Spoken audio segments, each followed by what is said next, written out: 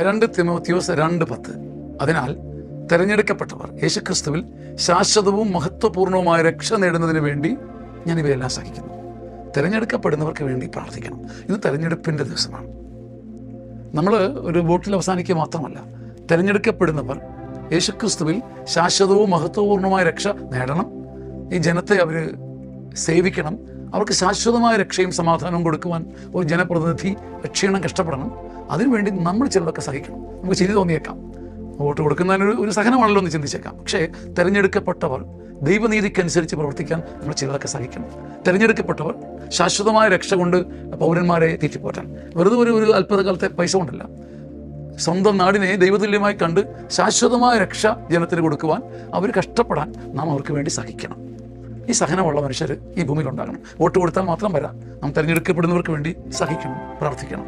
തമാശയായിട്ട് തോന്നാം, പക്ഷെ സത്യം ഇതാണ്. ആമേൻ.